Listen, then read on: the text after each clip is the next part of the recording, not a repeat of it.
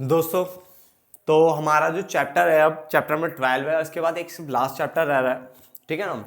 तो ये मेरा स्टैट भी खत्म होने वाली है, सारी सारी स्टैट जो है, ठीक है ना। इसके बाद देखेंगे कि ग्रेजुएशन वालों के लिए वीडियो बनती है या फिर जो माइक्रो है जो कि कंप्लीट करना रहेगा, क्योंकि 12 तो हमारा कंप्लीट है ऑलरेडी, ठीक है ना। और ये हमारे पास जो 11th क्लास है, ठीक है, इसके भी स्टैट खत्म होने वाली है। तो देखते हैं माइक्रो या फिर जो अपना SOL की जो क्लासेस है उसको देखेंगे। तो स्टार्ट करते हैं सहसंबंध कोरिलेशन, जो कि इसमें आपके इसमें आ रहा है पार्ट नंबर 1।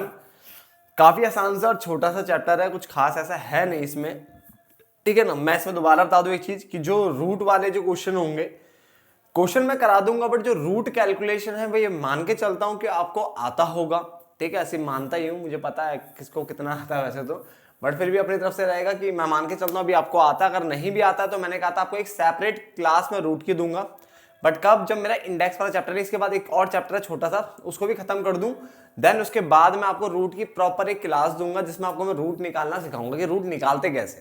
क्लियर हो गया।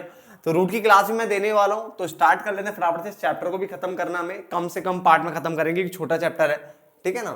चलो, तो सबसे पहली जो डेफिनेशन है मेरे पास चैप्टर में वो है सहसंबंध क्या होता है, यानी कोरिलेशन होता क्या है। तो उसने बोला यह एक सांख्यिकीय तकनीक है। तो मैंने कहा भाई कोई भी चैप्टर पढ़ लो, वो सब सांख्यिकीय तकनीक या स्टैटिस्टिकल टूल टेक्निक तो है ही है। बात को समझो ना, कोई भी चैप्टर पढ़ लो, ठीक है, एक सेकंड है, ठीक है, तो कोई भी चैप्टर आप पढ़ लो, सबके सब सांख्यिकीय तकनीक ये सब तो है ही है, तो उसमें कोई इतनी बड़ी बात नहीं है। तो उसने बोला यह एक सांख्यिकीय तकनीक है जिसका प्रयोग दो या अधिक चरों के बीच पाए जाने वाले संबंधों को क्या करना है, मापने के लिए किया जाता है। तो कोरिलेशन है क्या, कोरिलेशन एक सांख्यिकीय तकनीक है, स्टैटिस्टिकल टूल टेक्निक बोलो आप, जिसका प्रयोग दो या अधिक जो चर होंगे के बीच पाए जाने वाले जो संबंध होते हैं को मापने के लिए किया जाता है। तो सिंपल सी डेफिनेशन है। सहसंबंध कितने प्रकार के होते हैं, तो 3 प्रकार के हैं। पहला धनात्मक तथा ऋणात्मक सहसंबंध, दूसरा है सरल, बहुगुणी एवं आंशिक सहसंबंध। इसमें हमें 3 चीजें पढ़नी पड़ेगी। फिर है समरेखीय और अरेखीय सहसंबंध, जिसको ये भी बोलते हैं रेखीय और वक्र रेखीय सहसंबंध, ठीक है ना। तो अभी तक क्या है, सहसंबंध एक क्या है, सांख्यिकीय तकनीक है जिसका प्रयोग दो या अधिक चरों के बीच पाए जाने वाले संबंधों को मापने के लिए किया जाता है। नंबर 2, सहसंबंध के प्रकार धनात्मक तथा ऋणात्मक सहसंबंध, सरल, बहुगुणी और आंशिक सहसंबंध, समरेखीय और अरेखीय सहसंबंध, जिसको रेखीय व वक्र रेखीय सहसंबंध भी बोलते हैं। IMP चैप्टर है, याद रखना। उसके बाद धनात्मक तथा ऋणात्मक सहसंबंध क्या होता है, यानी धनात्मक यानी पॉजिटिव कोरिलेशन और नेगेटिव कोरिलेशन क्या होता है, ठीक है ना। काफी अच्छा चैप्टर है, मैं दोबारा बता दूं, बड़े से बड़े लेवल पे चैप्टर पूछा जाता है, ठीक है ना। और इतना आसान चैप्टर है कि आप इसका क्वेश्चन आराम से अटेंड कर सकते हो। क्लियर। तो धनात्मक सहसंबंध क्या होता है, यानी पॉजिटिव कोरिलेशन। तो इंग्लिश में नाम भी आपको याद रखना चाहिए। पॉजिटिव कोरिलेशन क्या होता है, तो उसने बोला जब दो चरों में परिवर्तन, यानी दो चरों में परिवर्तन एक ही दिशा की ओर होता है, यानी जब दो चरों में जो परिवर्तन हो रहा है वो एक ही तरफ हो रहा है, अर्थात जब एक बढ़ता है तो दूसरा भी बढ़ता है, और जब एक घटता है तो दूसरा भी घटता है। समझ रहा है। तो ऐसे संबंधों को चरों का क्या कहते हैं, ऐसे संबंधों को चरों का धनात्मक सहसंबंध कहते हैं। यानी एक बढ़ा दूसरा भी बढ़ेगा, एक घटा दूसरा भी घटेगा। समझ में आ गया। तो एक ही दिशा में परिवर्तन हो रहा है उसे कहते हैं पॉजिटिव कोरिलेशन, यानी धनात्मक सहसंबंध। उदाहरण के लिए वस्तु की कीमत और उसकी पूर्ति। तो आपने पूर्ति वाला जो चैप्टर पढ़ा होगा तो उसमें पढ़ा होगा कि पूर्ति का नियम कहता है अन्य बातें समान रहने पर जब किसी वस्तु की कीमत बढ़ती है तो उसकी पूर्ति भी बढ़ती है, और जब किसी वस्तु की कीमत कम होती है तो उसकी पूर्ति भी कम होती है। तो कीमत बढ़ी पूर्ति बढ़ी, कीमत कम पूर्ति कम, तो एक ही दिशा में परिवर्तन हो रहा ना, इसलिए यहां पर आता है। तापमान और आइसक्रीम की बिक्री। अब जैसे जैसे तापमान बढ़ता जाता है, गर्मी बढ़ती जाती है, तो आइसक्रीम की बिक्री भी बढ़ती है, यानी बिक्री मतलब सेल, ठीक है। और जैसे ही तापमान डाउन होता जाता है, ठंड का मौसम आता था, आइसक्रीम की बिक्री भी क्या होती है, कम हो जाती है। तो एक ही दिशा में परिवर्तन आ रहा है। आय और भोग, जैसे जैसे आय बढ़ेगी तो भोग भी बढ़ेगा, आय कम होगी तो भोग भी कम होगा, ठीक है ना। तो ये हो गया। ऐसे ही हस्बैंड और वाइफ की एज ठीक है ना, तो अगर हस्बैंड की एज बढ़ रही है तो भाई वाइफ की एज भी तो बढ़ेगी ना। अब वो तो भाई बोलते हैं कि भाई साहब बढ़ती नहीं है, लड़कियों की एज बढ़ती नहीं है, बोलता है, ठीक है, बोलने वाले तो बोलते रहते हैं, बट भाई एक्चुअल में देखा जाए तो भाई हस्बैंड की वाइफ जो हस्बैंड की जो एज बढ़ेगी तो वाइफ की एज भी बढ़ेगी, है ना। अब ये उल्टा मत बोलना, बहुत बच्चे बोलते हैं उल्टा भी घटेगी तो उसकी भी घटेगी, वह घटेगी क्यों, ठीक है ना। किससे कहानियों और वैसे तो लड़कियों की लड़की अपनी एज गिराती गिराती है, बट उसको जाने दो, ठीक है, हमें पढ़ना है कि एक साथ बढ़ा नहीं बढ़ रहे, समझ में आ गया ना। तो इस टाइप की चीजें यहाँ पे आता है, ठीक है ना। तो ये कुछ एग्जाम्पल हो गए, एग्जाम्पल में भी पेपर में कई बार एग्जाम्पल आ जाते हैं कि कीमत बढ़ी पूर्ति भी बढ़ गई, कौन सा रिलेशन है, हम बोलेंगे धनात्मक की दोनों बढ़ रहे हैं, बात समझ में आ गया ना। तो नोट डाउन करिए, फटाफट से नोट डाउन करिए।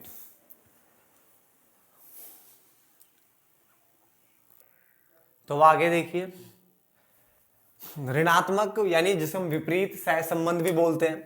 इसने बोला जब दो चरों में परिवर्तन विपरीत दिशा की ओर होता है। पहले वाला क्या था, धनात्मक, जिसमें एक ही दिशा की ओर परिवर्तन हो रहा था, एक ही दिशा में, और यहां पे क्या हो रहा है, विपरीत दिशा की ओर परिवर्तन होता है। अर्थात जब एक बढ़ता है तो दूसरा घटता है, और जब एक घटता है तो दूसरा बढ़ता है, ठीक है। तो ऐसे संबंध को ऋणात्मक सहसंबंध कहते हैं। तो दोनों बहुत आसान है, धनात्मक में एक ही दिशा में परिवर्तन हो रहा था, ऋणात्मक में विपरीत दिशा में परिवर्तन हो रहा है। क्लियर हो गया। उदाहरण के लिए वस्तु की कीमत और मांग। आपने देखा होगा जब मांग का नियम कहता है अन्य बातें समान रहने पर, जब किसी वस्तु की कीमत बढ़ती है तो उसकी मांग कम हो जाती है, और जब किसी वस्तु की कीमत कम होती है तो उसकी मांग बढ़ जाती है। तो ये विपरीत दिशा में परिवर्तन हो रहा है, इसलिए यहां पे आता है, ठीक है ना।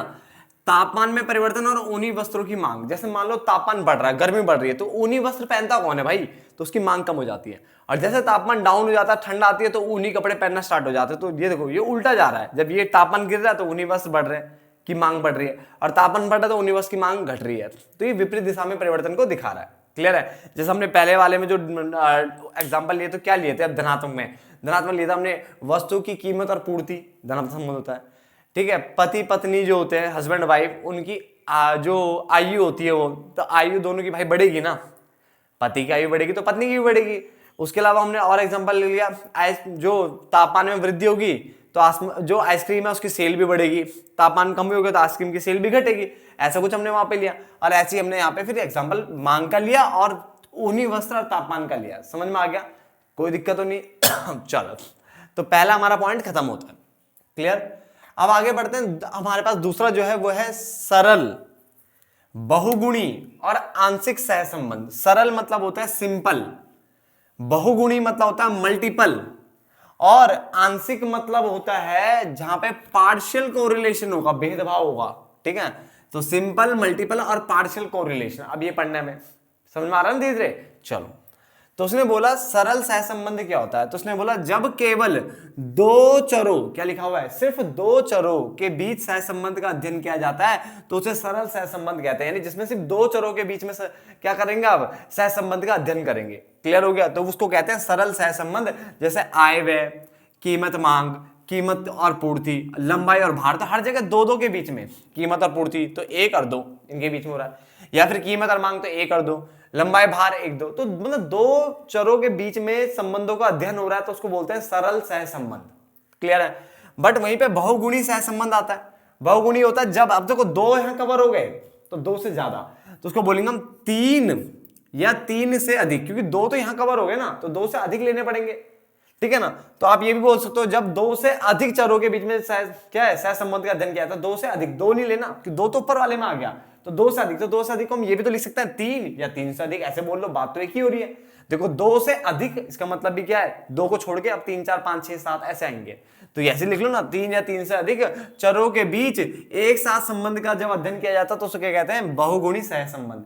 तो जब तीन या तीन से अधिक चरों के बीच एक साथ संबंधों का अध्ययन किया जाता है तो उसको क्या कहते हैं, बहुगुणी सहसंबंध। तो पेपर में अगर पूछे कि दो चरों के बीच संबंध हो रहा है तो हम बोलेंगे सरल, दो से अधिक हो रहा है तो हम बोलेंगे बहुगुणी सहसंबंध, दो से अधिक। समझ में आ गया ना। चलो, उदाहरण के लिए इसका उदाहरण देखिए, जैसे प्रति हेक्टेयर चावल की उपज, यानी जो प्रति हेक्टेयर भूमि में, प्रति हेक्टेयर भूमि में जो चावल की जो उपज के संबंध में, अब हम वर्षा को भी स्टडी कर रहे हैं कि कितनी बारिश हुई कितनी नहीं हुई, खाद को भी स्टडी कर रहे हैं, कितना खाद क्या क्या डाला, इसके भी संबंध देख रहे हैं, और बीजों की किस्म भी देख रहे हो। तो देखो आपने क्या है, चावल के लिए कितने चावल की उपज को भी के संबंध में हम क्या देख रहे हो, वर्षा, खाद, बीज, हम बहुत सारी चीजों का अध्ययन कर रहे हैं। तो 2 से ज्यादा चीजों का अध्ययन हो रहा है ना भाई, वर्षा का भी करोगे, बीज का भी करोगे, खाद का भी करोगे और चावल की उपज को भी देख रहे हो तो उसको क्या बोल दिया, ये मल्टीपल वाला हो गया। कौन सा हो गया, मल्टीपल कोरिलेशन हो गया, मल्टीपल कोरिलेशन, बहुगुणी कोरिलेशन, सहसंबंध। समझ में आ गया, नोट डाउन करिए। ठीक है, थ्योरी बहुत आसान है इसकी और अच्छी भी थ्योरी है, याद रखना। तो आगे देखिए अब आंशिक सहसंबंध। ठीक है, तो आंशिक मतलब वही पार्शियल, ठीक है ना। तो इसके अंतर्गत अन्य चरों को स्थिर रखकर, ये बात याद रखना कि अन्य चरों को स्थिर मान लिया जाता है और फिर सिर्फ 2 चरों के बीच में संबंध का अध्ययन किया जाता है। इसका मतलब मान के चलो आपके पास 4 चर है, सपोज करो 4 है या 3 मान लो, तो 3 की स्टडी कैसे करोगे, एक को तो तुम स्थिर मान लोगे तो 2 की स्टडी करोगे, अगर इसको स्थिर करते हो तो 2 की स्टडी करोगे, इसको स्थिर करते हो तो इन 2 की स्टडी करोगे। इसका मतलब क्या हुआ, आपको क्या करना है, एक बार में आप 2 से ज्यादा चरों की स्टडी नहीं कर सकते, अध्ययन नहीं कर सकते।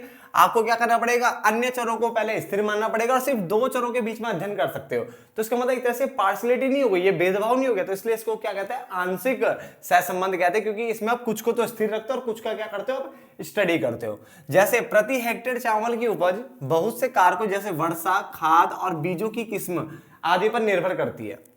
यदि हम खाद और बीजों की किस्म को स्थिर मान ले, यानी हम मान रहे कि खाद और बीजों में कोई परिवर्तन नहीं है, छोड़ो उसको रहने दो, इसमें हमको इसकी स्टडी कर ही नहीं रहे, केवल वर्षा और चावल की उपज की स्टडी कर रहे हैं, वर्षा और चावल यानी इन 2 की स्टडी कर रहे हैं, तो उसको क्या कहते हैं, आंशिक सहसंबंध कहते हैं। क्योंकि इसमें भेदभाव कर दिया आपने, इन दोनों को तो स्थिर मान लिया, सिर्फ इन 2 की स्टडी कर रहे हो, तो उसको कहते हैं आंशिक। समझ में आ गया।